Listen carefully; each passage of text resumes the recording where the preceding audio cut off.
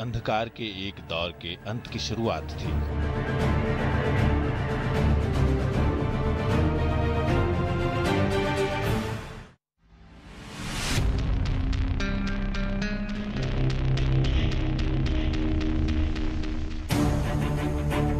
साल के उस वक्त जब दिन छोटे होने लगते हैं और रातें लंबी, अंधकार के एक घने साए ने भारतीय इतिहास के एक दौर को अंधेरे में जकड़ लिया था।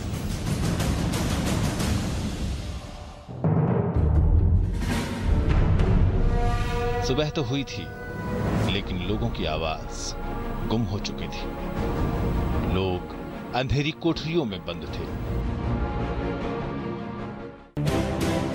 20वीं सदी का इतिहास ऐसी त्रासदियों से भरा पड़ा है जब कोई नेता सर्वप्रिय जनमत या लोकतांत्रिक संस्थाओं की बदौलत सत्ता में आकर लोकतंत्र पर हावी हो जाता है और निखित स्वार्थी समझों से घिरकर आत्ममोह का शिकार हो जाता है। ऐसे हालत में ये स्वार्थी तत्व भ्रष्टाचार और आतंक का सहारा लेकर जनता और विपक्ष की आवाज खामोश करने की कोशिश करते हैं और तानाशाही थोपने की कोशिश करते हैं। 25 जून साल 1975 अंधेरे सायों का कद काफी लंबा हो गया। भाइयों और बहनों, राष्ट्रपति जी ने आपातकाल की घोषणा की है। इससे आतंकित होने का कोई कारण नहीं है। The President has proclaimed emergency. This is nothing to panic about. Emergency देश के ऊपर एक कहिए कि बिजली की तरह गिरी और जहाँ पे कोई कम से कम कॉन्स्टिट्यूशनल क्लाउड्स या किसी किस्म के टर्बुलेंस नहीं देख रहा था। कहा यह जाता है कि इमरजेंसी लगाई गई जेपी आंदोलन को दबाने के लिए, लेकिन ये सच्चाई नहीं है। सच्चाई यह है कि इमरजेंसी इंदिरा गांधी जी की कुर्सी को बचाने के लिए लगाई गई।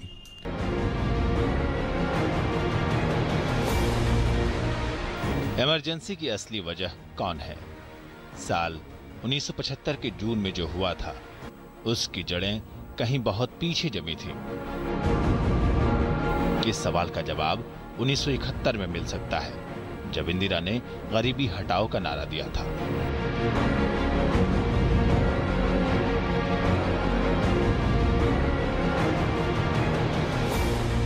लेकिन थोड़ा उससे पीछे चले तो इस सवाल के जवाब ज्यादा बेहतर मिलने शुरू हो जाते हैं।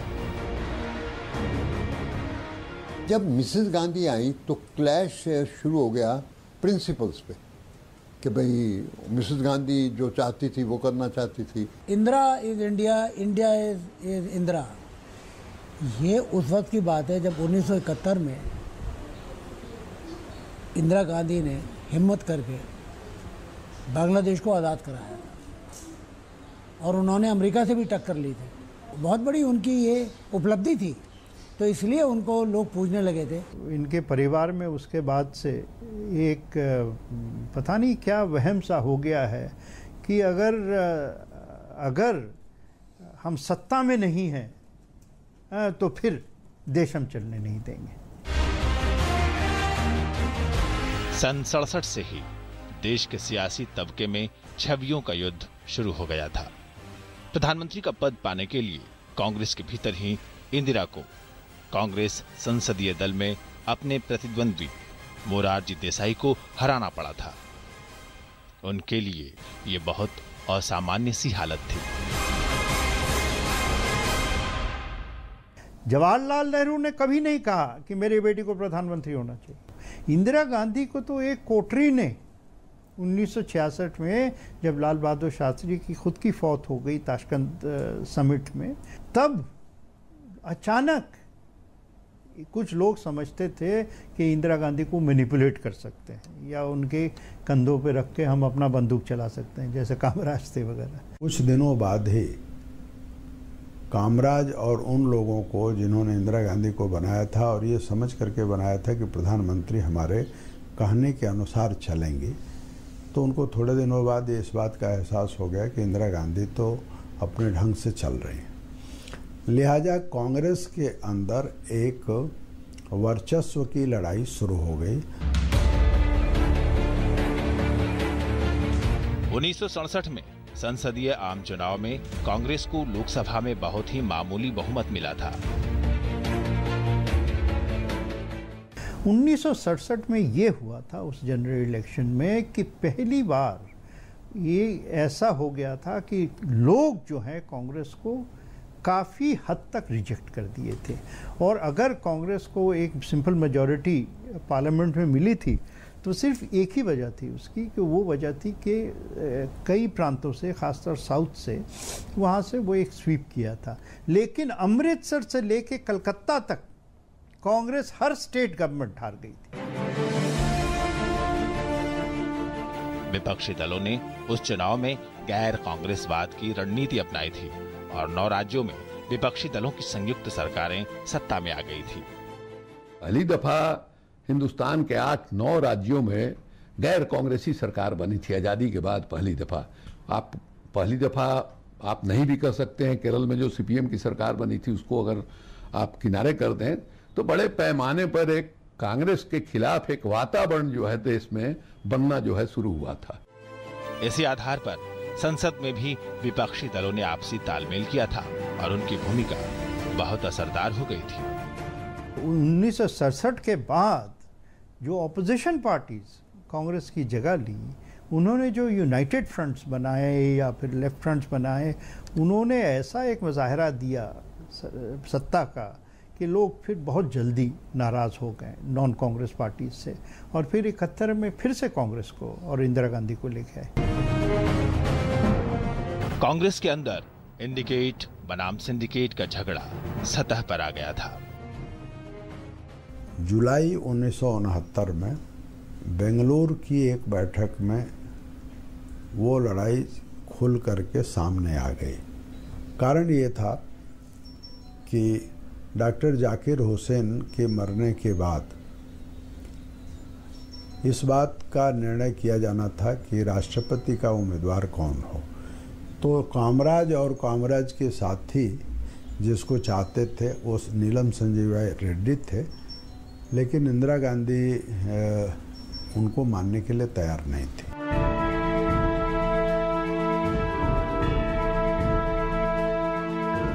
उन्नीस के पहले सप्ताह में बेंगलुरु में अखिल भारतीय कांग्रेस समिति की बैठक हुई। इंदिरा के नजदीकी पीएन हक्सर ने इंदिरा को व्यक्तिगत लड़ाई को वैचारिक रूप दे देने की सलाह दी। पीएन हक्सर और उनके साथियों ने मिलकर निजलिंगप्पा के मुकाबले इंदिरा को अधिक समाजवादी और गरीबों की हमदर्द के रूप में पेश करना शुरू कर दिया। उस वक्त ये थी कि भाई कौन सी चीज़ पॉपुलर करती है। वैसे नेशनलाइज किए जाएं बैंक तो अलग बात है, लेकिन ये एक लोगों में एटमॉस्फेयर कर दिया गया था कि देखो एक प्रोग्रेस के लिए बहुत ज़रूरी है कि इंश्योरेंस कंपनी और बैंकों को नेशनलाइज किया जाए लोगों को। अच्छा, तो उससे एक वातावरण बन गया। ये जो मोरारजी देसाई था वो कहता था सोशल कंट्रोल कर लो, जो बाद में हुआ, लेकिन वो कहता था इससे मत करो, इससे फंड्स का पता नहीं चलेगा, बहुत खलत मलत होगा। लेकिन मिसेस गांधी माने नहीं उससे बहुत, और जब हुआ तो लोगों ने समझा जैसे कि पैसा सब उन्हीं को आ रहा है, तो बहुत उसमें मिसेस गांधी के हक में बहुत एक एटमॉस्फेयर बना। बेंगलुरु में ही इंदिरा गांधी ने देश के 14 बैंकों के राष्ट्रीयकरण का ऐलान कर दिया।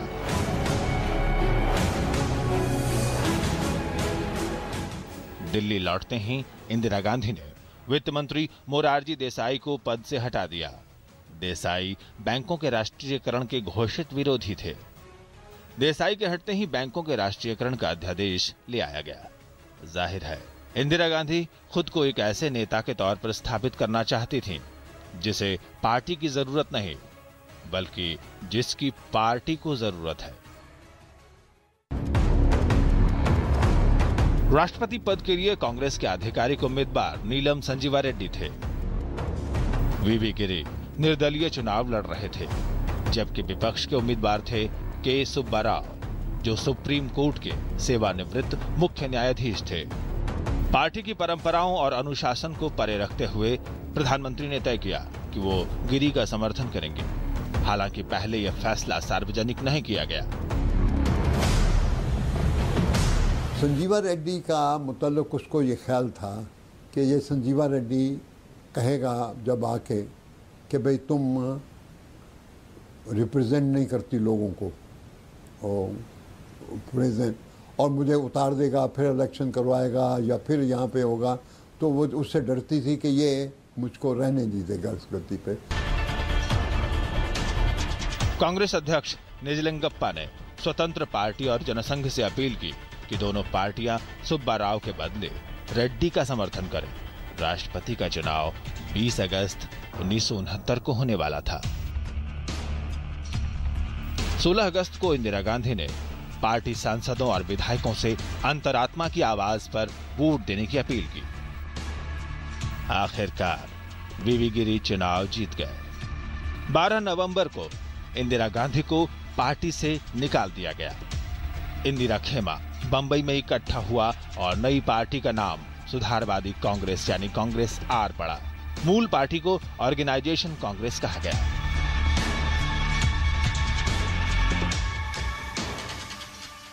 उन्नीस में उन्होंने पार्टी स्प्लिट की और एक नया एजेंडा दिया कांग्रेस का।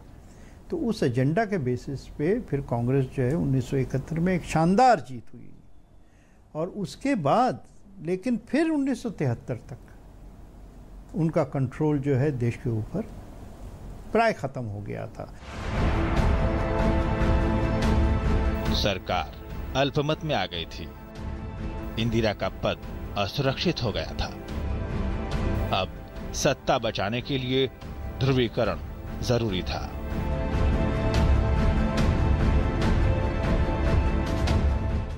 कांग्रेस के बंटवारे की घटना और राष्ट्रपति के चुनाव की घटना साथ साथ हुई है और बंटवारे के बाद इंदिरा गांधी अल्पमत में आ गई हैं। कम्युनिस्टों के बल पर वो सरकार चल रही थी। तो इस तरह से कांग्रेस एक जो लोकतांत्रिक संस्था के तौर पर काम करती थी उसमें परिवर्तन हो गया। इंदिरा गांधी एकमात्र नेता के रूप में उभर करके सामने आती हैं। 18 मई 1970 को गृहमंत्री वाईबी चौहान ने देशी राजाओं की सुविधाओं को खत्म करने का संविधान संशोधन विधेयक पेश कर दिया। बिल लोकसभा में तो पारित हो गया, लेकिन राज्यसभा में एक वोट से गिर गया। ऐसे में राष्ट्रपति के दस्तखत से एक सरकारी आदेश जारी किया गया और रजवाड़ों की पेंशन खत्म कर दी गई। 11 दिसंबर को सुप्रीम कोर्ट ने सरकार के फैसले को मनमाना बताया। चूंकि बैंकों के राष्ट्रीयकरण के मामले में भी अदालत बीच में आ गई थी, ऐसे में अपने अधिकार और सत्ता को चुनौती मिलते देख प्रधानमंत्री ने जनता के बीच जाने का फैसला कर लिया।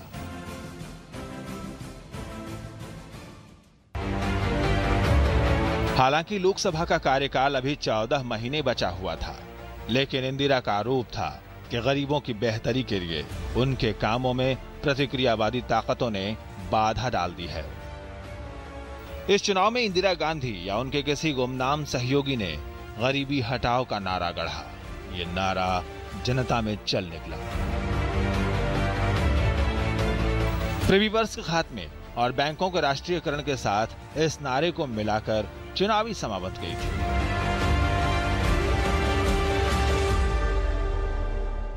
उन्होंने देखा भाई शायद ये किरण है, एक उम्मीद है। मिसेस गांधी एक उम्मीद दिलाती थी, मुरारजी तो दिलाता नहीं था, तो कैसे, क्योंकि औरतों को पार्टी नहीं थी। तो ये कांग्रेस में ये है भाई शायद ये कुछ करेगी। ये कहा करती थी कि भाई मैं ऐसी होगा कि गरीबी हटाऊंगी, तुम्हें वोट दो मुझे और मैं गरीबी हटाऊंगी। फिर लोगों ने मान लिया कि शायद गरीबी हटाएगी। जनता से वोट मांगते वक्त उन्होंने अपने आकर्षक व्यक्तित्व, अपने पिता की ऐतिहासिक भूमिका और इस नारे का खुलकर इस्तेमाल किया।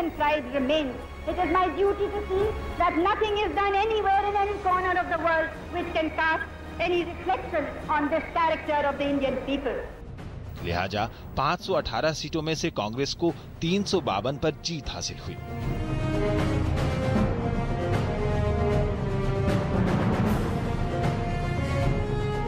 दूसरे नंबर पर आने वाली सीपीएम को महज 25 सीटें ही मिली। ये एक व्यक्ति की जीत थी। इस प्रबल बहुमत ने, मेरा ये मानना है कि ये मनुष्य का मनोविज्ञान भी इसी तरह से काम करता है। उन्होंने ये माना कि मेरी विजय है, पार्टी की विजय नहीं है। और उसके बाद जो इंदिरा गांधी ने कांग्रेस को एक पारिवारिक वंशवादी राजनीतिक पार्टी के रूप में तब्दील कर दिया। लेकिन इस जीत के साथ ही उनके लिए आलोचना बर्दाश्त करना भी मुश्किल होता गया और तब बाद में कांग्रेस का नाम भी कांग्रेस आर से कांग्रेस आई यानी कांग्रेस इंदिरा हो गया। लेकिन शायद किस्मत इंदिरा गांधी पर कुछ ज्यादा ही मेहरबान थी।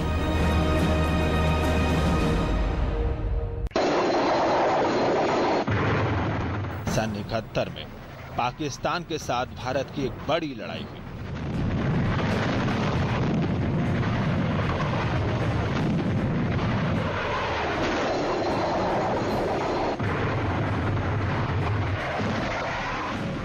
और पाकिस्तान को करारी शिकस्त मिली। इस जीत का सेहरा जाहिर है इंदिरा गांधी के सर बंधा। हमने यहाँ भारत में भी 3 वादे किए थे अपनी जनता से। पहले ये कि जो शरणार्थी यहाँ आए हैं वो सब वापस जाएंगे। दूसरा ये कि हम हर तरह से मुक्ति वाहिनी की सहायता करेंगे, बांग्लादेश के लोगों की मदद करेंगे। और तीसरे कि शेख साहब को हम जरूर छुड़वाएंगे जेल से। हमने भी अपने 3 वादे पूरे किए हैं। 71 के चुनाव में श्रीमती इंदिरा गांधी के आशातीत सफलता के पश्चात उस समय के लोकतांत्रिक गठबंधन की हार के बाद विपक्ष तो बहुत ज़्यादा पस्त सा था और श्रीमती इंदिरा गांधी गरीबी हटाओ के नारे पर सवार होकर उनके भी अपेक्षा जितनी रही होगी उससे अच्छे बहुमत से जीत कर आ गई थी। अब इसके बाद उनको उनकी अपनी असुरक्षितता की मनस्थिति के कारण अब उनको लगा कि उनका एक छत्र साम्राज्य हो सकता है। लेकिन 1971 के आम चुनाव के बाद भ्रष्टाचार का मुद्दा लोगों के सर चढ़कर बोलने लगा। भ्रष्टाचार और महंगाई में बढ़ोतरी से जनता में असंतोष बढ़ने लगा।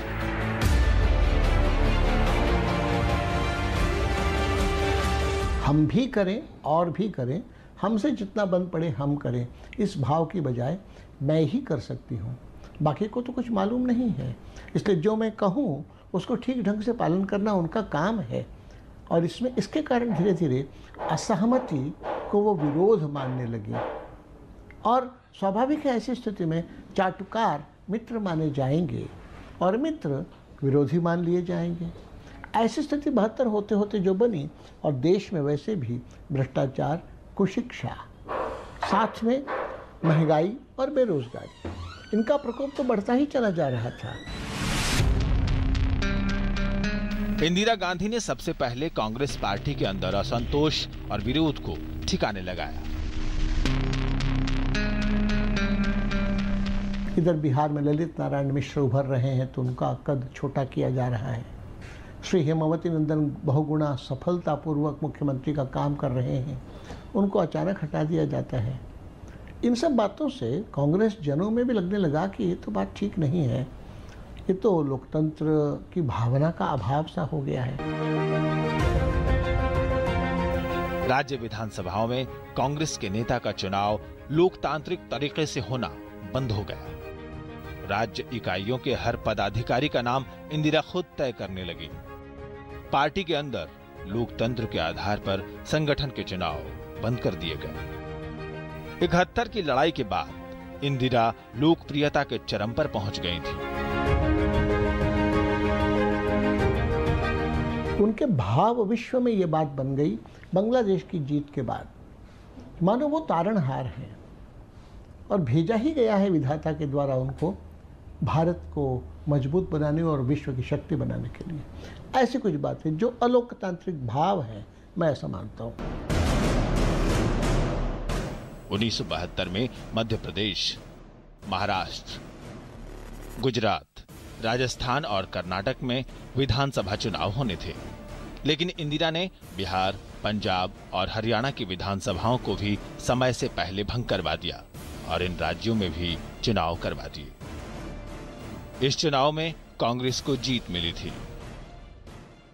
इसको इंदिरा एरा के नाते अगर आप देखेंगे तो उसमें असहिष्णुता, कल्ट फिगर की बात होना और मैं जो कह रहा हूँ वो सही, इस नाते बढ़ते हुए इसी का एक आप देखेंगे तो चरम मैं कहूँगा कि कांग्रेस पार्टी का अध्यक्ष श्री देवकांत बरुआ वो यहाँ तक कह बैठे, Indira is India, India is Indira.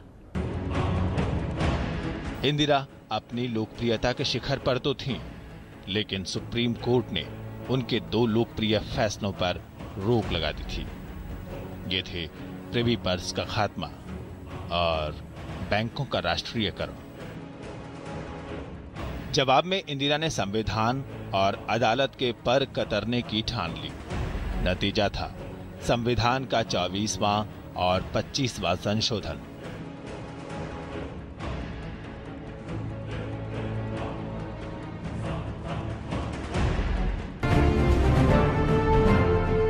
पांच नवंबर 1971 को 24वां संशोधन लाया गया। उसमें कहा गया कि संसद संविधान के किसी भी हिस्से में बदलाव ला सकती है, चाहे इससे संविधान की मूल भावना ही क्यों न बदल जाए।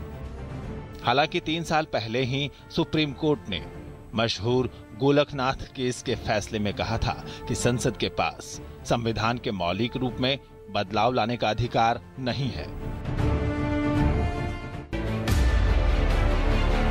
1972 के अप्रैल में 25वां संशोधन लाया गया। इससे बैंकों के राष्ट्रीयकरण और प्रिवी पर्स के मुद्दे पर सरकार जो लड़ाई हार चुकी थी उसे पलट दिया गया। इंदिरा सरकार के इन फैसलों को सुप्रीम कोर्ट में चुनौती दी गई। इसे केशवानंद भारती केस कहा जाता है। सुप्रीम कोर्ट के इतिहास में पहली बार 13 जजों की बेंच ने मामले की सुनवाई की और 24 अप्रैल 1973 को 7 बनाम 6 के बहुमत से यह फैसला सुनाया गया कि संसद के पास संविधान में बदलाव के असीमित अधिकार नहीं है और वो संविधान के मूल ढांचे के साथ कोई छेड़छाड़ नहीं कर सकती। आप कॉन्स्टिट्यूशन का गला घोंटकर आप जो मर्जी कर लें वो डिक्टेटरशिप है। नहीं तो बाकी डेमोक्रेसी में जुडिशरी की कहाँ जगह होनी चाहिए, पार्लियामेंट, आखिर पार्लियामेंट इलेक्टेड है, पार्लियामेंट है भी सुप्रीम। ये तो हमारे कॉन्स्टिट्यूशन में है, पार्लियामेंट इज सुप्रीम। तो कोई भी रिपब्लिक और कोई भी डेमोक्रेसी का ये बेसिक नियम है कि पार्लियामेंट इज सुप्रीम। लेकिन पार्लियामेंट का सुप्रीम होने का ये मतलब थोड़ी है कि जितने और इंस्टीट्यूशंस हैं उनको आप गुलाम बना दें। इससे संविधान को बदलने की इंदिरा की कोशिश नाकाम रही। अब इंदिरा क्या करती? संसद में बहुमत उनका था। देश के राष्ट्रपति वीवी गिरी भी उन्हीं के बनाए हुए थे, लेकिन न्यायपालिका इंदिरा की नहीं थी। इसलिए सुप्रीम कोर्ट की इस रोक ने उन्हें परेशान कर दिया। अब इंदिरा गांधी अदालत पर अपना कब्जा चाहती थी। वो चाहती थी कि सुप्रीम कोर्ट सरकार की तरफ हो और सरकारी फैसलों की तरफदारी करे। वो इसे कमिटेड जुडिशरी कहती थी। लिहाजा इंदिरा गांधी ने एक अजीब कदम उठाया। Chief justice S M Sikri Kesavananda Bharati मामले पर फैसला सुनाने के एक दिन बाद रिटायर हो गए। परंपरानुसार वरिष्ठता में उनके बाद आने वाले जस्टिस जेएम सेलत को मुख्य न्यायाधीश बनना चाहिए था, लेकिन ऐसा नहीं हुआ। अप्रैल 1973 में चीफ जस्टिस बने जस्टिस एएन रे, वो भी 3 सीनियरों को पीछे छोड़ते हुए। जस्टिस एएन रे ने बैंकों के राष्ट्रीयकरण, प्रिवी पर्स और केशवानंद भारती सभी मामलों में सरकार का पक्ष लिया था। जस्टिस रे को चीफ जस्टिस बनाए जाने के विरोध में उनसे सीनियर 3 जजों ने इस्तीफा दे दिया। जयप्रकाश नारायण सरकार के इस कदम से नाराज थे। जयप्रकाश नारायण मशहूर स्वतंत्रता सेनानी थे और इस वक्त तक सक्रिय राजनीति छोड़कर समाज सेवा कर रहे थे। जनता के बीच वो जेपी के नाम से मशहूर थे और उन्हें संत की तरह सम्मान दिया जाता था। लेकिन देश में घट रही घटनाएं उन्हें चिंतित कर रही थी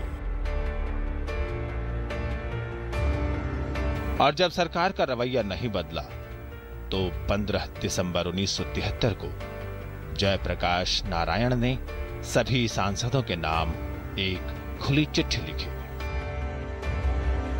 न्यायपालिका में इस सियासी दखलंदाजी की कीमत अदा करनी पड़ी। कीमत अदा करनी पड़ी देश की जनता को और देश के जनतंत्र को।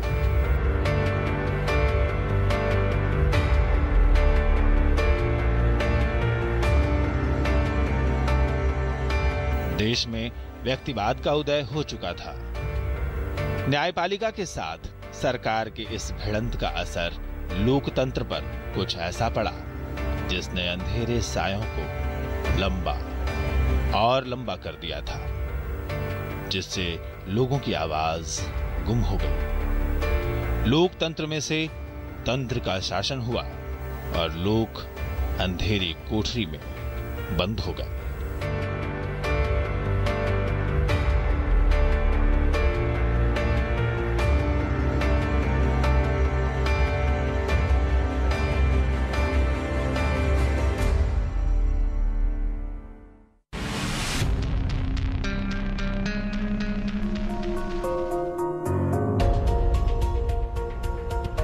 सरकार और न्यायपालिका के टकराव के क्या अंजाम हुए?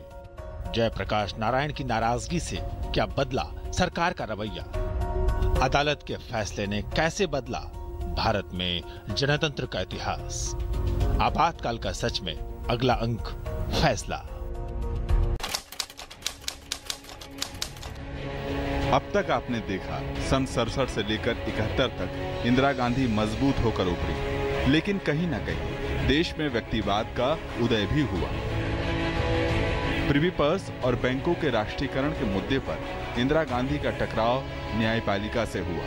सुप्रीम कोर्ट की नियुक्तियों में सियासी दखलंदाजी की कीमत आखिरकार लोकतंत्र को चुकानी पड़ी।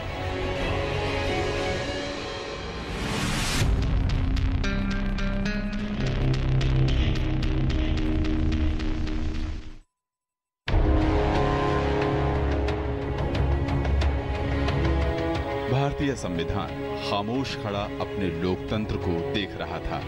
वह देख रहा था मूल अधिकारों में होते हुए बदलाव को।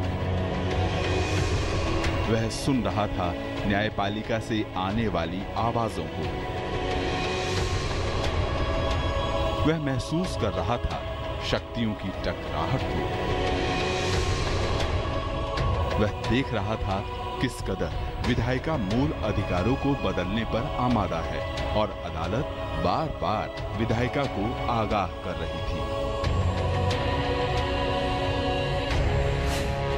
बेसिक स्ट्रक्चर का जो जजमेंट आया उसके बाद अब बहुत मुश्किल हो गया किसी को कॉन्स्टिट्यूशनली एक तानाशाही लाने के लिए हमारे देश में।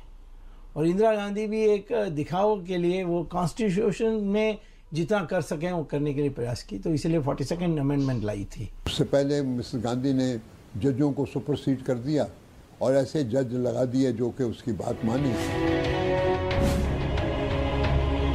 बड़ा कौन, वर्चस्व किसका, शासन किसका, यह जद्दोजहद थी लोकतंत्र के दो बड़े खेलों। इस जंग में जिसके हितों की बात होती थी, जिसके लिए शासन था, जिसके लिए न्यायालय फैसले देते रहे, वही जनता पीछे छूटती चली गई। जनता अपने अधिकारों के लिए जंग लड़ रही थी। वह रोज कालाबाजारी से परेशान थी। वह भ्रष्टाचार से बार बार छली जा रही थी। वह महंगाई से तबाह थी। बांग्लादेश की लड़ाई में इंदिरा गांधी या मैंने भारत जीता, इंदिरा गांधी के नेतृत्व में जीता, तो उससे उनकी लोकप्रियता और बढ़ी। लेकिन उसका जो दूसरा असर पड़ा कि इंदिरा गांधी बेताज बादशाह हो गई और जिन वादों पर वो चुनाव जीत करके आई थी उन वादों को उन्होंने भुला दिया और एक एक करके नकारना शुरू किया, जिसके कारण से 2 साल बाद ही महंगाई, भ्रष्टाचार आदि, शिक्षा में सुधार, इन सवालों पर पहले गुजरात में, बाद में बिहार में आंदोलन शुरू हुआ। 20 दिसंबर 1973 जब एलडी इंजीनियरिंग कॉलेज अहमदाबाद के छात्र गुजरात में फैले भ्रष्टाचार, कुशासन से परेशान हो चले थे। राज्य भयंकर सूखे के दौर से गुजर रहा था। उम्मीदें जगी थी 1972 के विधानसभा चुनाव के बाद, जब बतौर मुख्यमंत्री घनश्याम ओझा ने राज्य की कमान संभाली थी। लेकिन जल्द ही लोगों के हाथ निराशा थी। राशन लोगों को मिल नहीं पा रहा था। जमाखोरी का आलम बुलंदी पर था। उन दिनों में यहाँ गुजरात में महंगाई बहुत बढ़ गई थी। खाने के तेलों के दाम, अनाज के दाम, गेहूं का दाम, ये सब इस प्रकार का हुआ कि चारों तरफ छोटे बड़े सत्याग्रह शुरू हो गए, धरना शुरू हुआ, गोलियां चली। दोराजी नाम के एक छोटा सा गांव उपलेटा में, लीमड़ी में इस प्रकार की गोलियां चली। इसके कारण लोगों को लगा कि ये सरकार को बदलना चाहिए। जनता का रोष भांपकर जुलाई 1973 में चिम्मन भाई पटेल के हाथों गुजरात की बागडोर सौंपी गई। लेकिन समस्या जस की तस बनी हुई थी। ऐसे में एलडी इंजीनियरिंग के छात्रों के खाने के बिल अचानक 20% तक बढ़ गए। बदहाल छात्रों का रोष फूट पड़ा। नवयुवक निर्माण समिति बनी और 20 दिसंबर 1973 को अहमदाबाद में छात्रों ने धरना प्रदर्शन किया। 73 दिसंबर में गुजरात में नवनिर्माण क्रांति का आंदोलन प्रारंभ हो गया। मोरबी के इंजीनियरिंग कॉलेज के हॉस्टल में जिस प्रकार के शुल्क बढ़ा, उसके खिलाफ विद्यार्थी वहां आवाज उठाए। वो धीरे धीरे पूरे गुजरात पर व्याप्त हो गया। उसका छात्र शक्ति, राष्ट्र शक्ति, ये उभार होता आ रहा था। उसके पहले बर्कले यूनिवर्सिटी अमेरिका में भी students power, Nations power, students power की बात थी। उसके पहले ब्लैक पावर की बात विदेशों में चल रही थी। उसी की एक छोटी सी धमक भारत में भी थी। छात्रों के विरोध प्रदर्शन को कुचलने के लिए पुलिस ने आक्रामक रवैया अपनाया। लाठीचार्ज हुई, गोलियां चली।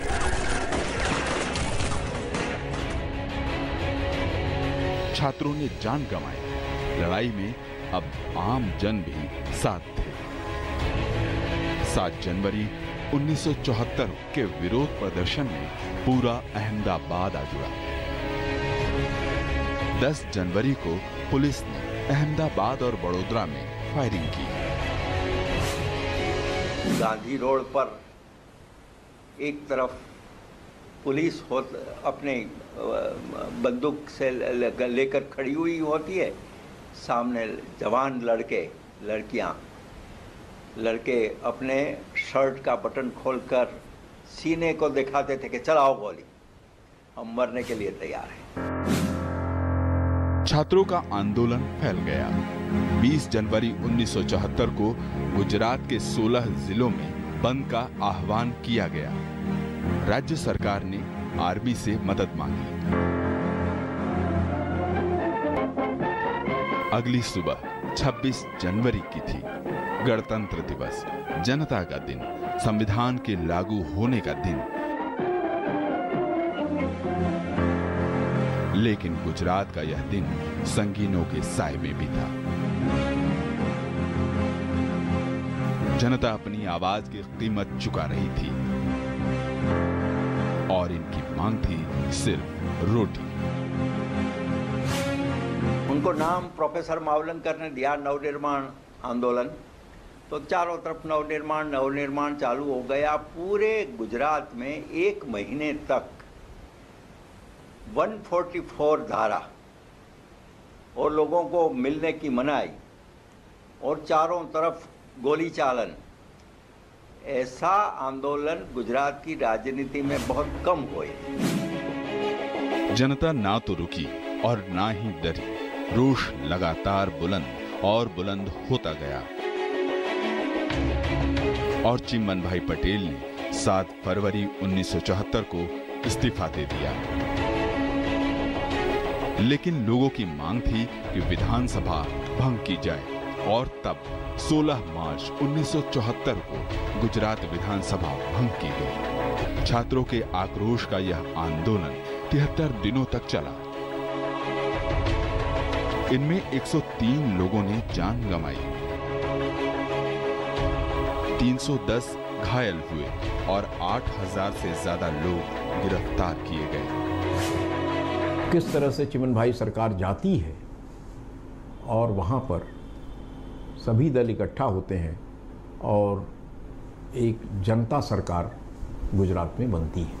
पहली बार कांग्रेस पार्टी सत्ता से बाहर जाती है उस आंदोलन के लिए। गुजरात की जीत हमारी है, अब बिहार की बारी है। छात्रों की आवाज बुलंद हो आसमान में गूंज रही थी। 18 मार्च 1974 को छात्र संघर्ष समिति ने बिहार विधानसभा का घेराव किया। पुलिस की कार्रवाई में 3 छात्र मारे गए। जनता में खबर पहुंची और लोग भड़क उठे। नतीजतन 23 मार्च को बिहार बंद किया गया।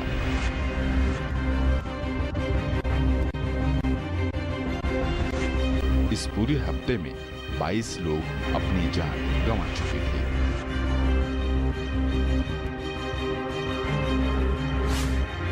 और 18 मार्च के दिन आए विधानसभा घेराव के लिए पूरे बिहार से छात्र आए और उनके साथ संवाद की कोई स्थिति नहीं थी। स्वाभाविक था विधानसभा को घेर लिया गया, स्वाभाविक था फिर लाठीचार्ज होता, फिर अश्रु गैस भी हुई, पथराव भी हुआ और तब दोपहर में अफवाहें उड़ी, लालू प्रसाद को गिरफ्तार कर लिया, किसी शिवानंद तिवारी को गिरफ्तार कर लिया गया। ऐसी स्थिति में गोलीबारी हो गई और गोलीबारी में लोग फिर भगदड़ मची। जो लौटते छात्र थे वो उत्तेजित थे, मांगे भी पूरी नहीं हुई थी, किसी प्रकार की कोई अराजकता की स्थिति थी, तो आगजनी भी हुई, सब हुई।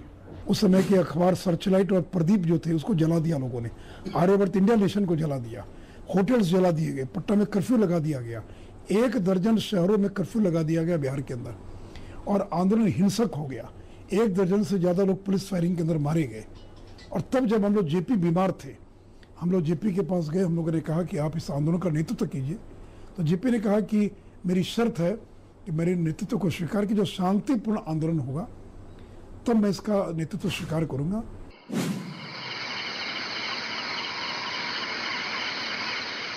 सर्वोदय मूवमेंट और छात्र संघर्ष समिति के अधिकतर लोगों को 29 मार्च तक गिरफ्तार कर लिया गया था।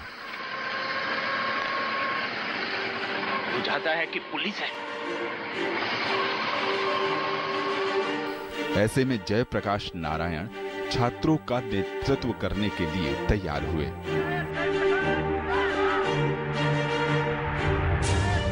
पटना में 8 अप्रैल 1974 को शांति मार्च निकला।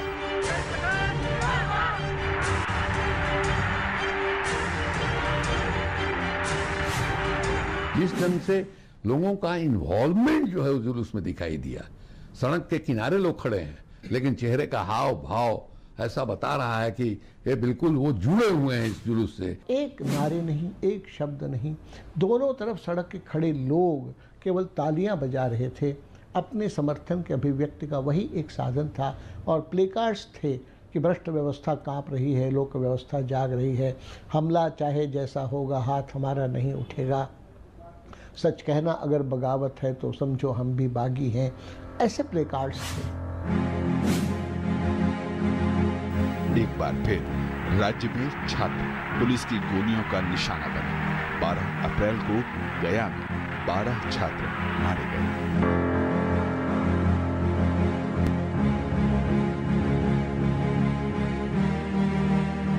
उस समय में जयप्रकाश जी ने एक बात की कि हम जनता की ओर से एक जांच समिति बिठा देते हैं।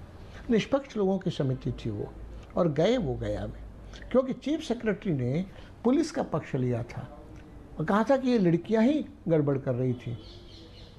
अब जब ये बात बन गई और चीफ सेक्रेटरी का ये बयान आ गया तो जयप्रकाश जी ने कहा कि सरकार को अब रहने का कोई नैतिक अधिकार नहीं है जहां एग्जीक्यूटिव का सर्वोच्च व्यक्ति इतनी गलत बयानी करता है, और जन समिति की जो बात है वो उससे सर्वथा विपरीत है। मैं मानता हूं कि ये जन समिति के लोग सही कह रहे हैं और सरकार अपने औद्धत्य पर आमादा है। धरना, घेराव, शांति प्रदर्शन सब चलता रहा, लेकिन सरकार पर असर नहीं पड़ा। 23 सितंबर को बिहार में दमन विरोध दिवस के रूप में छात्रों ने विरोध जताया। 20 अक्टूबर की तारीख जब गांधी मैदान में जेपी को सुनने जन सैलाब जमा था और मैदान में गूंज रहा था, सच कहना अगर बगावत है तो समझो हम भी बागी हैं। यह आवश्यक नहीं है कि जनता का चुना हुआ कोई प्रतिनिधि अपने कार्यकाल की अवधि पूरी होने तक अपने पद पर बना ही रहे। प्रतिनिधित्व पर आधारित सरकार अपने कर्तव्य का पालन नहीं करती, भ्रष्टाचारी, दमनकारी और अक्षम हो जाती है, तब मतदाताओं को यानी जनता को यह अधिकार है कि वह उनके इस्तीफे की मांग करे। भीड़ का कहना क्या, हजारों लाखों भीड़। और उसमें जयप्रकाश जी कहते थे कि अगर जयप्रकाश का को नेता मानते हो तो कहना जाके गांव में उस दिन गाड़ियां नहीं चलेंगी, दुकानें नहीं खुलेंगी, बोलो साथ हो, हाथ उठाओ। और लाखों हाथ जो है इस तरह से उठता था, उस दृश्य की आप कल्पना नहीं कर सकते। राज्य में फैले भ्रष्टाचार और राज्य सरकार के रवैयों को लेकर जेपी ने दिल्ली में नवंबर में प्रधानमंत्री इंदिरा गांधी से मुलाकात की और तत्काल बिहार में अब्दुल गफूर सरकार को बर्खास्त करने के लिए कहा, लेकिन यह बैठक बेनतीजा रही। अब धीरे धीरे इंदिरा गांधी की सत्ता के खिलाफ लोगों के मन में गुस्सा बढ़ता चला गया। महंगाई को रोक नहीं पाई, बेरोजगारी को रोक नहीं पाई और आंदोलन को कुचलना उसने प्रारंभ कर दिया। 4 नवंबर को जो जेपी की रैली हुई, जो उनका प्रदर्शन था, उस पर लाठीचार्ज हो गया। बिहार और गुजरात के साथ महाराष्ट्र में भी हलचल हो रही थी। बंबई में रेलवे लोको में काम करने वाले घुट रहे थे। काम के अंतहीन घंटों से ये कर्मचारी दुखी थे। छात्रों और लोगों के विरोध प्रदर्शन से अलग यह कर्मचारियों का रोष था। इनके सब्र का बांध टूटा 8 मई 1974 को सोशलिस्ट नेता जॉर्ज फर्नांडिस के नेतृत्व में देश में रेलवे की सबसे बड़ी हड़ताल हुई और 17 लाख कर्मचारी इससे जुड़े। जो वो रेल स्ट्राइक में जितना अत्याचार हुआ रेल मजदूरों के ऊपर, कितने परिवार बिखर गए, कितने लोग जेल में बंद हो गए, बहुत लोगों को तकलीफ हुई उससे। तो उससे जॉर्ज साहब को यही महसूस हुआ कि इतना हद तक वो जा सकती है एक स्ट्राइक को तोड़ने, तो इसका मतलब है अगली बार वो और भी कोई कदम ले सकती है। देश में चल रही बयार जनता के बढ़ते आक्रोश के मद्देनजर पश्चिम बंगाल के मुख्यमंत्री और इंदिरा गांधी के बचपन के दोस्त सिद्धार्थ शंकर रे ने 8 जनवरी 1975 को एक पत्र लिखा। 6 महीने इमरजेंसी से पहले उन्होंने सोचा था इमरजेंसी इम्पोज करने के लिए, और ये साफ क्लियर होता है। सिद्धार्थ शंकर रे ने एक चिट्ठी लिखा है इंदिरा गांधी को, सारे स्टेप्स बताए जो करना चाहिए इंटरनल इमरजेंसी करने के लिए। ऑपोजिशन को अरेस्ट करना है, सेंसरशिप को ले आना है। देश में सरकारें लोगों से दूर होती चली जा रही थीं। साल 1974 का ही था। सर्वोच्च न्यायालय में एक याचिका दायर हुई। रिप्रेजेंटेशन ऑफ पीपुल एक्ट 1951 में हुए संशोधनों के खिलाफ। याचिकाकर्ता थे राज नारायण। यह वही नाम था जिसने लगभग 3.5 साल पहले 24 अप्रैल 1971 को इलाहाबाद हाई कोर्ट में एक और याचिका डाली हुई थी और वह थी प्रधानमंत्री इंदिरा गांधी के चुनाव के खिलाफ। ब्लू बुक होती थी एक किताब जो प्रधानमंत्री की सुरक्षा के बारे में थी। इंदिरा गांधी से पहले जवाहरलाल के ज़माने में उसमें यह था कि उनकी सुरक्षा के लिए जो प्रधानमंत्री की पब्लिक मीटिंग होगी उसमें इंतज़ाम सरकारी तंत्र करेगा, लेकिन उसमें लिखा हुआ था इलेक्शन की मीटिंग में ये नहीं लागू होगा। इलेक्शन की मीटिंग अगर होगी तो उसमें सरकारी तंत्र का इस्तेमाल नहीं होगा। लेकिन इंदिरा गांधी जब प्रधानमंत्री बनी तो उन्होंने उस ब्लू बुक में संशोधन किया और उस अपवाद को हटा दिया। इलाहाबाद हाई कोर्ट में राज नारायण प्रत्याशी थे इंदिरा गांधी के। रायबरेली से राज नारायण इंदिरा गांधी के खिलाफ 1971 में इलेक्शन हार गए थे और उसके बाद उन्होंने एक इलेक्शन पिटीशन किया। तो जैसे कार्रवाई होती है कोर्ट की, चलते चलते घूमते घामते ये इलाहाबाद हाई कोर्ट में पहुंच गया। मार्च 1971 के 5वीं लोकसभा चुनाव में एक संसदीय निर्वाचन क्षेत्र था उत्तर प्रदेश का रायबरेली। रायबरेली से कांग्रेस की उम्मीदवार थी श्रीमती इंदिरा गांधी और संयुक्त सोशलिस्ट पार्टी से उम्मीदवार थे राज नारायण। नतीजे आने पर जीत हुई इंदिरा गांधी की, वो भी 1 लाख से ज्यादा के अंतर से। जीत पर आपत्ति थी। चुनाव जीतने के लिए श्रीमती गांधी पर सरकारी मशीनरी के दुरुपयोग के 7 आरोप उच्च न्यायालय में दायर किए गए। केस की सुनवाई हाईकोर्ट ने 15 जुलाई 1971 से शुरू की। नवंबर 1974 से लेकर और 24 जून 1975 तक का ये जो समय है वो अदालतों में जैसे जैसे मुकदमा बढ़ा है तो अदालत हाई कोर्ट में मुकदमा जैसे जैसे प्रगति कर रहा था तो बहुत थोड़े लोगों ने उसको ध्यान दिया कि दरअसल ये मुकदमा इंदिरा गांधी के खिलाफ भी जा सकता है। 12 जून 1975 की तारीख आ गई। गुजरात विधानसभा चुनाव के नतीजे आ गए। कांग्रेस सत्ता से बाहर हो गई। बाबू भाई पटेल कांग्रेस ओ के मुख्यमंत्री बने। सरगर्मी बढ़ गई। इलाहाबाद में भी जस्टिस जगमोहन लाल सिन्हा की अदालत ने आरोप सही पाए और इंदिरा गांधी को दोषी पाया। चुनाव को अमान्य करार दिया गया। साथ ही अगले 6 साल तक चुनाव लड़ने से रोक भी लगा दी। न्यायालय ने पाया कि पुलिस बल और officer on special duty Yashpal Kapoor ने इंदिरा गांधी के लिए काम किया था। प्रधानमंत्री इंदिरा गांधी को दोषी पाया गया। स्थिति अब सामान्य नहीं रही।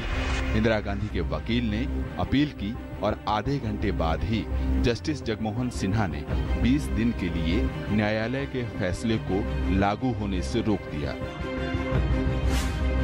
क्योंकि इंदिरा गांधी ने उसको अमेंडमेंट कराया था। मैंने उनसे जरा मैं ये बात पूछी कि क्या आपके आदेश से ये हुआ था संशोधन? उन्हें ऐसा लगा कि अगर वो कहती हैं मेरे आदेश से नहीं हुआ था तो शायद संशोधन अवैध हो जाए, तो इसलिए उन्होंने कहा कि हाँ मेरे हुक्म से हुआ था। तो उससे बात साबित हो गई कि उन्होंने खुद सरकारी तंत्र का उपयोग होने के लिए अपनी मर्जी से किया। फैसला दिया कि ये इलेक्शन पिटीशन राजनारायण का सही है और इससे इंदिरा गांधी को पार्लियामेंट से डिस्क्वालीफाई कर देना चाहिए। इसका ये मतलब हुआ कि अगर पार्लियामेंट में नहीं रहती तो इंदिरा जी के पास 2 ऑप्शंस थे, या तो रिजाइन करके फिर इलेक्शन लड़ लेती लेकिन अगर रिजाइन करके फिर इलेक्शन लड़ती तो वातावरण ऐसा उसके हाथ से निकल गया था कि वो फिर हार जाती। 12 जून से दिल्ली में हलचल बढ़ गई। प्रधानमंत्री इंदिरा गांधी ने लोगों के बीच अपनी बात कहने का रास्ता चुना। एक बार फिर दिल्ली की सारी सरकारी मशीनरी इंदिरा गांधी के लिए उठ खड़ी हुई। रैलियों का रेला शुरू किया गया और 20 जून को बोट क्लब में रैली हुई। वहां से सारी बसें, पूरा का पूरा जत्था बसों का हटा दिया और राजनीतिक कार्रवाई में लगा दिया। और सिर्फ यही नहीं, मोटर व्हीकल्स एक्ट का उल्लंघन हुआ, क्योंकि इन बसों को भेजा गया राजस्थान से लोगों को लाने के लिए, हरियाणा से लोगों को लाने के लिए, उत्तर प्रदेश से लोगों को लाने के लिए। तो ढोने का काम किया, जो कि डीटीसी के पास तो वो लाइसेंस नहीं है, वो तो लाइसेंस केवल दिल्ली शहर में चलने का लाइसेंस था। तो उनका गैर जिम्मेदार तरीके से इस्तेमाल किया गया। 20 जून 1975 को ही इंदिरा गांधी ने सुप्रीम कोर्ट में याचिका भी दायर की थी। वेकेशन जज जस्टिस कृष्णा अय्यर की अदालत ने 24 जून को फैसला दिया और कहा कि प्रधानमंत्री के तौर पर इंदिरा गांधी कार्य कर सकती हैं, लेकिन संसद में श्रीमती गांधी किसी मुद्दे पर वोट नहीं कर सकेंगी।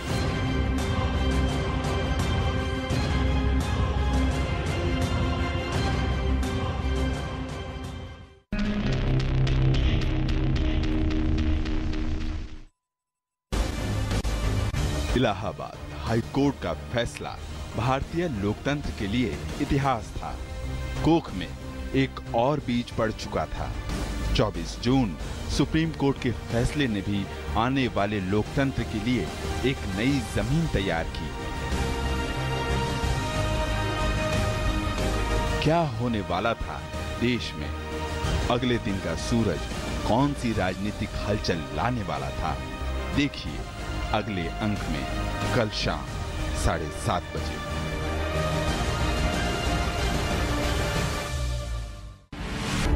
अब तक इंदिरा गांधी की लोकसभा की सीट रद्द हो चुकी थी। हालांकि सुप्रीम कोर्ट ने उन्हें प्रधानमंत्री बने रहने तक छूट तो दी थी, लेकिन सदन में वोट करने के अधिकार से वंचित कर दिया था। वहीं दिल्ली में जयप्रकाश नारायण एक बड़ी रैली करने वाले थे। कांग्रेस में खलबली थी। इतिहास एक दोराहे पर खड़ा था। मैंने उसमें पिटीशन बनाई थी और उसमें ये सब आरोप लगाए थे कि सरकारी मशीनरी का दुरुपयोग हुआ है, और हुआ था और हाई कोर्ट ने फैसला भी दिया।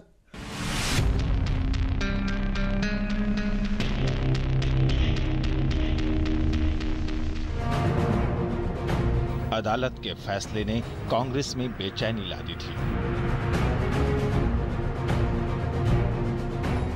12 जून को श्रीमती इंदिरा गांधी के चुनावी मुकदमे में न्यायाधीश जगमोहन लाल सिन्हा का फैसला इलाहाबाद हाई कोर्ट में आया, जिसमें उनके चुनाव में बहुत सी अनियमितताएं पाई गईं और इससे देश में संकट और व्यापक हुआ। हर किसी को इंतजार था अगले कदम का। कांग्रेस की मुखालफत में पूरा विपक्ष एकजुट था।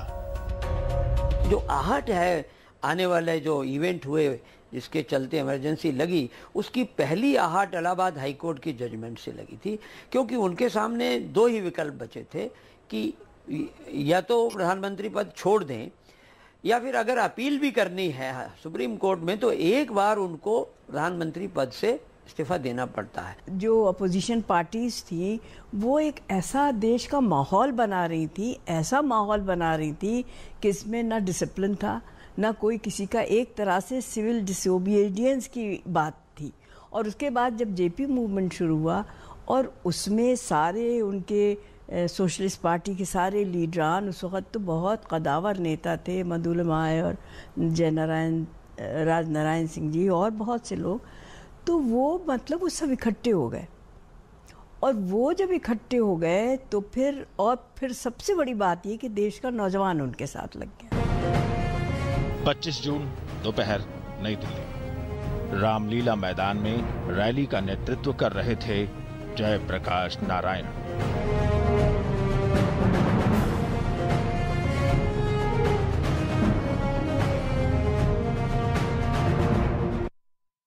हजारों की तादाद में सत्याग्रही जाएंगे।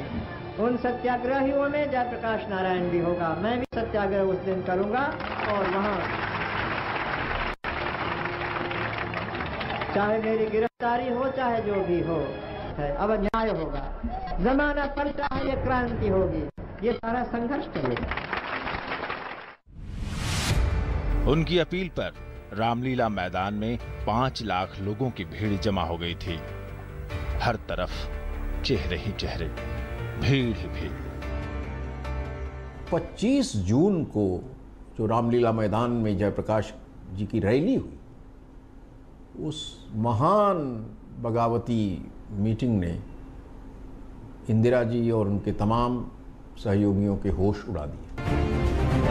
रामलीला मैदान की रैली में जयप्रकाश नारायण ने कहा कि अगर कोर्ट के फैसले के बाद भी इंदिरा गांधी अपना इस्तीफा नहीं देती तो प्रधानमंत्री निवास का घेराव होगा। इसी रैली में लोकनायक ने कहा, सिंहासन खाली करो। और इसी रैली में जेपी ने लाखों लोगों के सामने पुलिस और फौज को कहा था कि अगर सरकार का कोई फैसला गलत लगे तो उसे नहीं माने।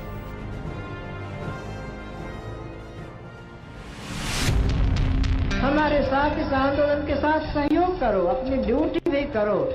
जितना हुक्म होता है तुमको उतना करो, लेकिन जो हुक्म ऐसा हो जो तुम्हारी आत्मा के खिलाफ हो, तुम्हारी जमीर के खिलाफ हो, अनैतिक हो, उस हुक्म को हरगिज मत मानो। ये तो महात्मा गांधी जी का हुक्म था अंग्रेजी राज के जमाने में। 25 जून को रामलीला मैदान में बहुत बड़ी रैली हुई थी और जिसमें सभी उस समय के नेता थे ही, लेकिन जयप्रकाश जी का जो भाषण हुआ था उस दिन वो ऐतिहासिक था। और उसमें जो उन्होंने कहा कि सिंहासन खाली करो कि जनता आती है, मैं समझता हूँ कि वो उस आंदोलन का एक ऐसा नारा था जिसने उस समय की सरकार को हिला के रख दिया। जेपी के इस आह्वान को सरकार ने सेना को बगावत के लिए उकसाने के बराबर माना। सेना और पुलिस जनता के सेवक है, सत्ता में बैठे हुए लोगों के सेवक नहीं है। तो इसलिए संविधान विरोधी, जन विरोधी आदेश को पालन नहीं करना चाहिए, ऐसे जेपी ने एक ऐलान किया। तो इस कारण से संघर्ष में, आंदोलन में और तेज गति उसको प्राप्त हो गई। तो सरकार को कंपन शुरू हो गया। जानबूझकर दुष्प्रचार हुआ कि उन्होंने आर्मी को कहा कि विद्रोह करो। उन्होंने ऐसा नहीं कहा था। उन्होंने कहा था कि न्यूरमबर्ग ट्रायल्स हिटलर के शाही के बाद जो हुई थी उसमें फैसला हुआ था कि कोई अवैध या इलीगल ऑर्डर दी जाए आपको, जैसे मिलिट्री को यह कहा जाए कि तुम इस देश की सारे कानून व्यवस्था अपने हाथ में ले लो, तो ये अवैध होगा, इसका आपको पालन करने की आवश्यकता नहीं है। एक जना इस हद तक गया कि अगर फौजी किसी हुक्म को गलत समझें तो उसको न माने। यह कार्यक्रम इस महीने के 29 तारीख से शुरू होने वाला था। हमें ज़रा भी संदेह नहीं कि ऐसा कार्यक्रम शांति और आर्थिक स्थिति को घोर खतरा पैदा करता। ये एक जना जो इंदिरा के शब्दों में इस हद तक गया, वो और नहीं, खुद जयप्रकाश नारायण थे। वही जेपी जिन्हें नेहरू खुद हिंदुस्तान का उप प्रधानमंत्री बनाना चाहते थे। वही जेपी जो इंदिरा को मेरी प्यारी इंदु कहकर सलाह दिया करते थे। वही जेपी जिन्हें जनता संत समान दर्जा देती थी। वही जेपी जिन्होंने कभी कुर्सी नहीं चाही। जयप्रकाश जी का अपना राजनीतिक स्वार्थ तो कुछ है ही नहीं, उनको तो कुछ चाहिए नहीं। और जयप्रकाश जी का व्यक्तित्व सेवाभावी है, निष्पक्ष है, दलों से ऊपर है। ये तो 1953 से लेकर 1974 तक का इतिहास स्वयं में साक्षी था। बिहार के पूरे अकाल के समय बिहार रिलीफ कमेटी के तत्वावधान में जयप्रकाश जी द्वारा किया योगदान उनके व्यक्तित्व को तो सब राजनेताओं से ऊपर बना ही रहा था। जेपी का एक नया जो ख्याल था, नया विचार था, अब लोग उसके पीछे थे कि हाँ भाई यही जेपी कुछ कर सकता है, इसलिए उसके पीछे लगे। क्योंकि जेपी एक नया विचार, नया ख्याल, उसकी नई रोशनी उस वो रिप्रेजेंट करता था। जेपी हमारे राष्ट्र के नेता थे, कांग्रेसी थे, उनका बड़ा नाम था। पंडित जवाहरलाल नेहरू उनके दोस्त थे, उनकी इज्जत करते थे, लेकिन जेपी को मजबूरन कांग्रेस को चुनौती देनी पड़ी देश को बचाने के लिए। जेपी की रैली में क्या हो रहा था, इसकी पल पल की जानकारी इंदिरा को मिल रही थी।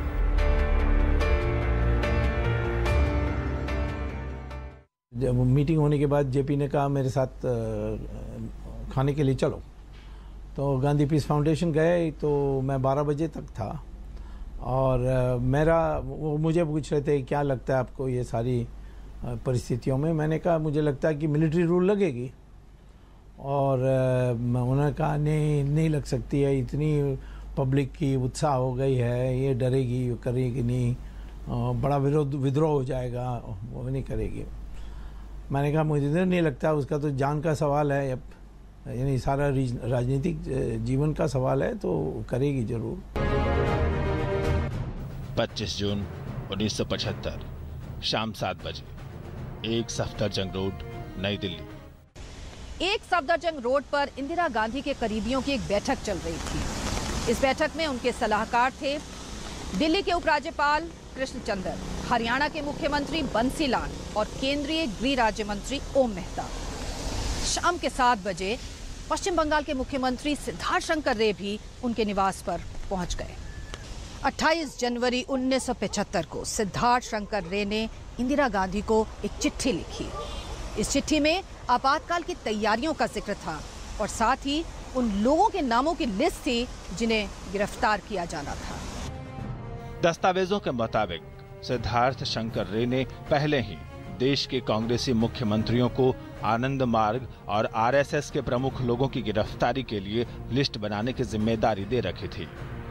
उस शाम ये लोग उस लिस्ट में बस कुछ जोड़ घटाव कर रहे थे।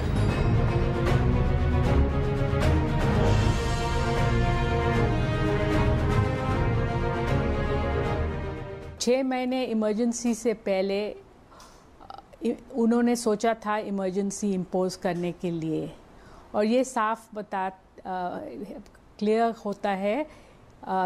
सिद्धार्थ शंकर रे ने एक चिट्ठी लिखा है इंदिरा गांधी को, सारे स्टेप्स बताए जो करना चाहिए इंटरनल इमरजेंसी करने के लिए। ऑपोजिशन को अरेस्ट करना है, सेंसरशिप को ले आना है, चीफ मिनिस्टर्स को सीक्रेटली बताना, कैबिनेट को कॉन्फिडेंस में नहीं लेना था। वो 6 महीने पहले उन्होंने ये वैसे सेकंड थॉट्स हुआ था और उन्होंने इमरजेंसी नहीं इम्पोज किया। सिद्धार्थ शंकर रे ने 6 महीने पहले से ही उनको ये सुझाव दिया था कि वो अचानक वाली बात नहीं थी, पहले से ही किसी ने उनको बोला था कि अभी आपको सख्त कदम लेना पड़ेगा, ऑर्डिनेंस निकाल लें, ये कर ले, वो कर ले। लेकिन राजनीतिक जवाब तैयारी के साथ देने की अलग चुनौती सामने आ खड़ी हुई थी। इस बैठक में संवैधानिक जवाब देने का ही मसौदा तैयार किया जा रहा था। इस मसौदे में आगे के कदमों का जिक्र था। प्रधानमंत्री इंदिरा गांधी और सिद्धार्थ शंकर रे राष्ट्रपति से मिलने पहुंचे। राष्ट्रपति फखरुद्दीन अली अहमद से ये मुलाकात महज 20 मिनट रही। इंदिरा गांधी ने जेपी की रैली के बाद खराब होते हालात के बारे में राष्ट्रपति को बताया। तय हुआ कि राष्ट्रपति को एक अनुरोध पत्र लिखित में दिया जाएगा और साथ ही क्या करना है ये भी उसमें लिखा हुआ होगा। उस रात को जो मेन प्लेयर्स थे, संजय गांधी था, लेफ्टिनेंट गवर्नर किशन चंद था, उनकी स्पेशल असिस्टेंट नवीन चावला था, मिसेस गांधी के पर्सनल असिस्टेंट आर.के. धवन था। ये लोग सब कंस्पिरेसी कर रहे थे। 25 जून 1975 रात 11:20। इंदिरा गांधी के सचिव आर.के. धवन एक बार फिर राष्ट्रपति भवन पहुंचे। उनके हाथ में चिट्ठी थी, प्रधानमंत्री की चिट्ठी, राष्ट्रपति के नाम। यही वो मसौदा था जिसे प्रधानमंत्री निवास में शाम से तैयार किया जा रहा था। राष्ट्रपति ने प्रधानमंत्री निवास से आए तयशुदा लिखित कागज पर दस्तखत कर दिए, लेकिन अभी जद्दोजहद खत्म नहीं हुई थी। हस्ताक्षर के बाद ये तय करना था कि अब देश की जनता को क्या कहना है। देर तक इसी बात पर माथापच्ची होती रही।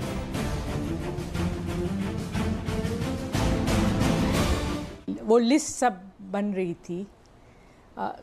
दिल्ली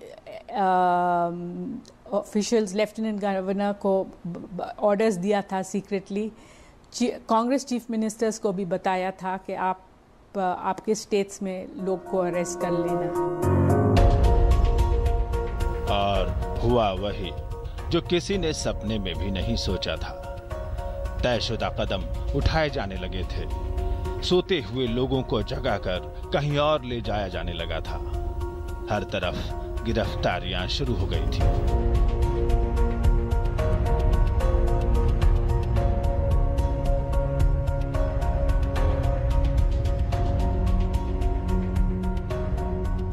रात के 12 बजे के अंधेरे से लेकर और रात के 2 बजे तक और सुबह 4 बजे के बीच में, इन 4 घंटों में जो घटनाक्रम हुआ, सारे लीडर उठा लिए गए और बिजली काट दी गई। अखबारें नहीं छप सके और अगले दिन लगभग ठप था, सब अखबारों के दफ्तर ठप थे। और उसके बाद तुरंत जो है वो इमरजेंसी के साथ साथ ये आपका सेंसर लगा दिया गया और सेंसर अधिकारी नियुक्त हो गए। ठीक इसी वक्त दिल्ली के बहादुर शाह जफर मार्ग की बिजली चली गई। इस इलाके में ज्यादातर अखबारों के दफ्तर थे, अखबारों के प्रिंटिंग प्रेस थे। अखबारों की प्रिंटिंग रुक गई, अखबार नहीं निकल पाए। ये अपने दफ्तर से एक्सप्रेस में काम करता था, तो वहाँ से फ़ोन आया कि जी ये पुलिस वाले जो वैन होते हैं ना अखबार डिस्ट्रीब्यूशन करने के लिए, अखबार के लिए, वो वैनों को जाने नहीं दे रहे। मैंने क्यों नहीं जाने दे रहे? तो कहते जी पुलिस कहती है कि इमरजेंसी लग गई।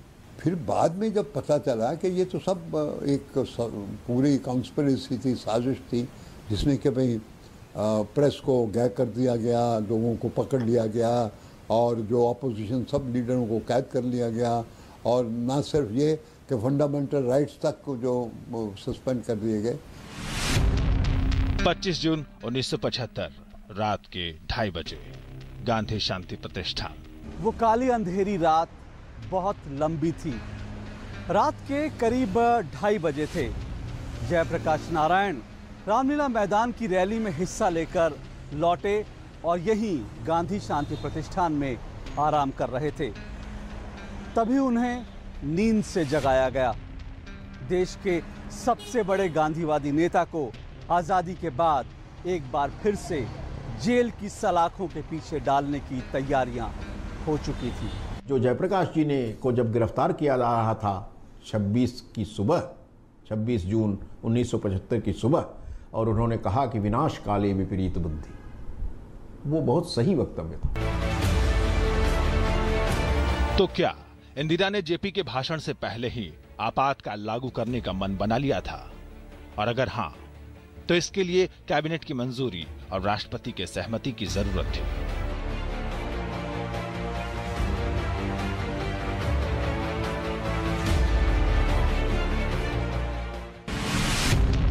छब्बीस जून 1975 सुबह के 3 बजे एक सफदरजंग रोड।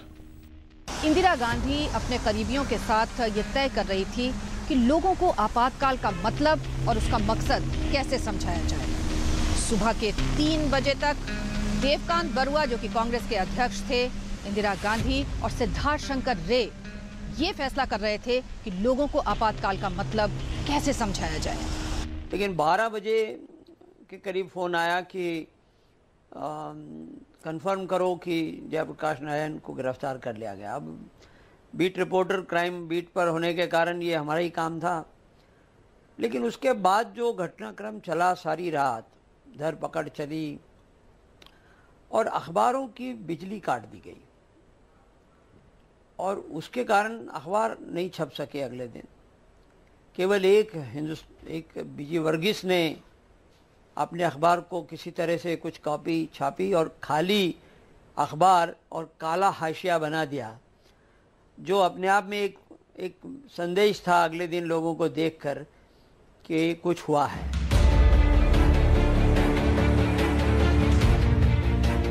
क्योंकि इससे 3 घंटे पहले देश में आंतरिक आपातकाल लगा दिया गया था। राष्ट्र के नाम संदेश तैयार करने के बाद प्रधानमंत्री की ये बैठक खत्म हो गई। चारों तरफ बिना वारंट के गिरफ्तारियां हो रही थी।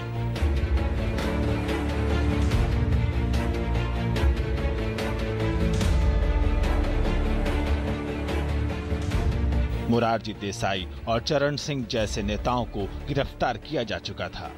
जेपी को गांधी शांति प्रतिष्ठान से संसद मार्ग थाने लाया गया, लेकिन पुलिस अधिकारी उन्हें ये बताने की हिम्मत नहीं जुटा पा रहे थे कि उन्हें गिरफ्तार किया जा रहा है। बाद में जेपी को सोहना की सरहद पर गेस्ट हाउस में लाकर रखा गया। आखिरकार जेपी पर भारतीय दंड संहिता की धारा 107 लगाई गई। ये सेक्शन सड़क पर आवारा घूमने वालों पर लगाया जाता है।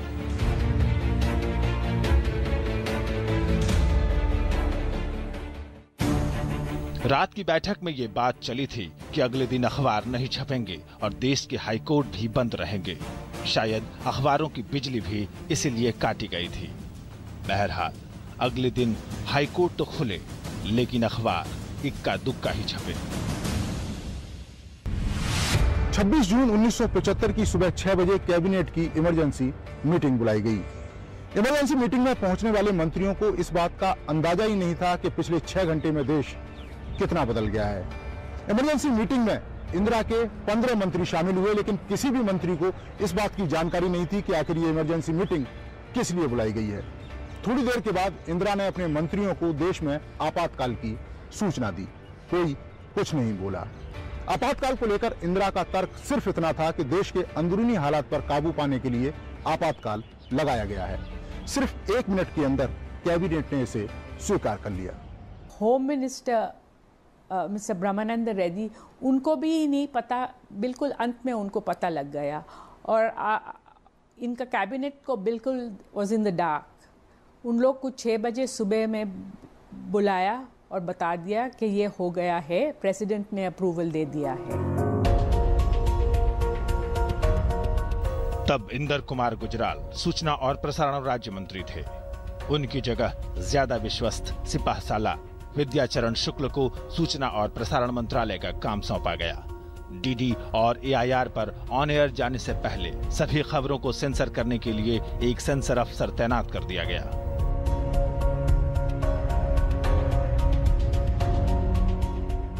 अखबारों में भी ऐसे सेंसर अधिकारी बिठाए गए थे जो हर खबर को चेक करने के बाद उसमें काट पीट कर ही उसको छपती थी। न्यूज़ के ऊपर सेंसरशिप लगा दी गई थी। अखबारों को कहा गया था कि बगैर सेंसरशिप की कोई खबर नहीं छपेगी। और बीबीसी, जिसमें मैं काम करता था, बीबीसी को कहा गया कि आपकी भी सेंसरशिप होगी। तो जो मार्क टली, जो चीफ ऑफ ब्यूरो थे हमारे, उन्होंने कहा कि हमारी पॉलिसी है बीबीसी की कि हम सेंसरशिप कभी एक्सेप्ट नहीं कर सकते। तो शुक्ला जो हमारे मंत्री थे, सूचना मंत्री, उन्होंने कहा अगर आप सेंसरशिप को मानने को तैयार नहीं है तो आपको अपना दफ्तर यहाँ बंद करना पड़ेगा। तो हमने दफ्तर बंद कर दिया था और मार्क टली वापस चले गए। जिस तरह से सेंसरशिप, जिस तरह से अखबारों में हम लोग देखते थे कि वो या तो एडिटोरियल का जो जगह थी वो खाली जा रही थी। कई जगहों पर कालिख से उसको मिटाया गया था कुछ खबरों को।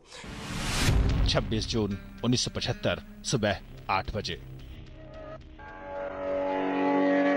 26 जून को लोगों ने आदतन समाचार सुनने के लिए सुबह 8 बजे रेडियो ऑन किया तो समाचार वाचक की जगह आवाज आई इंदिरा गांधी की। पहले हिंदी में, फिर अंग्रेजी में। भाइयों और बहनों, राष्ट्रपति जी ने आपातकाल की घोषणा की है। इससे आतंकित होने का कोई कारण नहीं है। The President has proclaimed emergency. Hindustan के इतिहास में 25-26 जून कोई भूल नहीं सकता है। 40 साल पहले सत्ता सुख के खातिर देश को आपातकाल के बंधनों में बांध करके जेल खाना बना दिया गया था। देश में संपूर्ण क्रांति का सपना लेकर के चल रहे जयप्रकाश जी नारायण के नेतृत्व में लाखों देशभक्तों को, लोकतंत्र प्रेमियों को जेलों में बंद कर दिया गया था। अखबार पर ताले लग गए थे। रेडियो वही बोलता था जो सरकार बोलती थी। एक प्रकार से कहें तो लोकतंत्र को सस्पेंड कर दिया गया, नागरिक अधिकारों का हनन हो गया, उनको समाप्त कर दिया गया, मीडिया की स्वतंत्रता छीन ली गई, न्यायपालिका की प्राइमेसी और स्वतंत्रता छीन ली गई। ये वो काल था और मैं उसको इस देश के इतिहास में एक काला अध्याय मानता हूँ। ऐसे वो क्या हालात थे जिनकी वजह से ये कदम बहुत स्ट्रॉन्ग और बहुत कहना चाहिए मेरा ख्याल है इंदिरा जी भी, उनकी नीयत बिल्कुल साफ थी। वो कोई ऐसा काम नहीं कर सकती थी जो देश के हित में ना हो। तो इसलिए हमें ये देखना चाहिए कि उस वक्त के हालात क्या बन गए थे जिसकी वजह से उस सरकार को मजबूरन ये अनहैप्पी कदम उठाना पड़ा।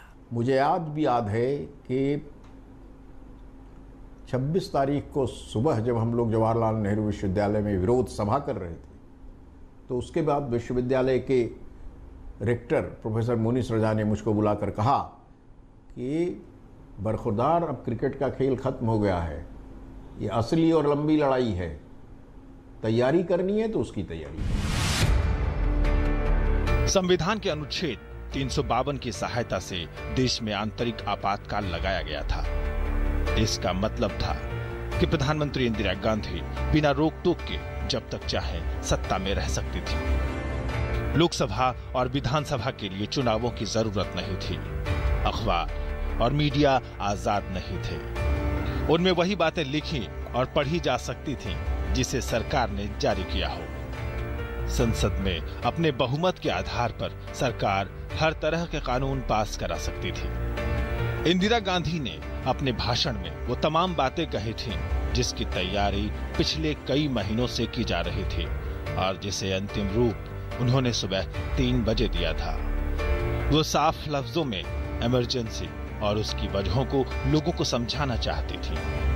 उन्होंने कहा कि सेना को सरकार के खिलाफ भड़काया जा रहा है, इसलिए इमरजेंसी जरूरी है। 26 जून की सुबह सूरज तो निकला था, लेकिन यह आजाद भारत के इतिहास के सबसे काले दिनों का अंधकार लेकर आया था। अंधकार आपातकाल का।